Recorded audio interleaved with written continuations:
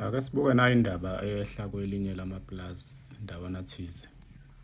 Kuthiwa kunomlimi owayeney'mbongolo. Enye yey'mbongolo zakhe eyayisindala yawela emgodini. Wazama ngokusemandleni ukuyisiza le mbongolo kwaphela isikhathi ezama iy'ndlela ezahlukahlukene zokuyisiza. Aze agcine efinyelela esinqumeni sokuthi ngoba vele isindala le mbongolo angivele ngiyigqibe khona la emgodini, vele ayikho indlela engingayisiza ngayo. Wabe semema-ke ozakwabo ukuthi bezomlekelela ukufaka inhlabathi kulo mgodi ukuze kugqibeke le mbongolo ifele phakathi. Nangempela bafika abangani bakhe baqala bayiphonsa inhlabathi emgodini.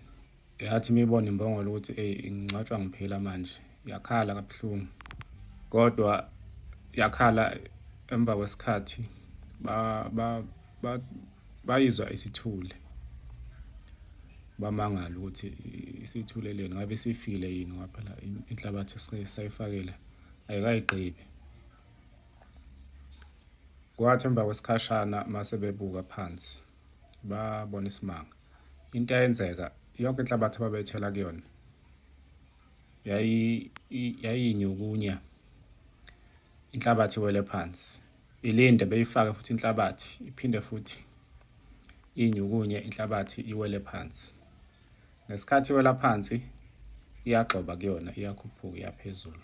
Baqhubeka beyifaka inhlabathi yenze okufanayo imbongolo. Bathi bebona yayiqhamuka phezulu yaphuma ngaphandle komgodi. Le ndaba-ke singayifanisa nempilo. Impilo ihlezi ikuphonsela iy'nselelo, ihlezi iphonsa udoti kuwena. Kungabe impilo nje iyodwa noma abantu ohlala nabo, abantu abasondelene nawe. Uhlezi kuney'nkulumo ezimbi abazoyiphonsa kuwena. Nawe-ke ungenzisa kwale mbongolo ukuthi yonke into ephonswa kuwena uyidicilele phansi bese ugibela phezu kwayo, kube yiyona ozophakama ngayo. Kuthi le abebehlose ukuthi kube yiyona ekucindezelayo, kodwa kube yinto ezokuphakamisa.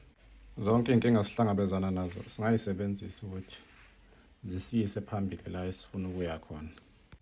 Akufanele kube nento ezokudicilela phansi uvume nawe. Kumele yonke into enamathela kuwena, ethi izama ukunamathela kuwena, uyinyukunye, uyitshinge phansi, ugibele phezu kwayo, uqhubekele phambili. Impilo iney'ngqinamba ezokukhuba ey'khathini ezahlukahlukene, kodwa kubalulekile ukuthi ngaso sonke isikhathi uma uwa phansi uvuke uyithathe, uqhubekele phambili, ungavumi ukwehluleka.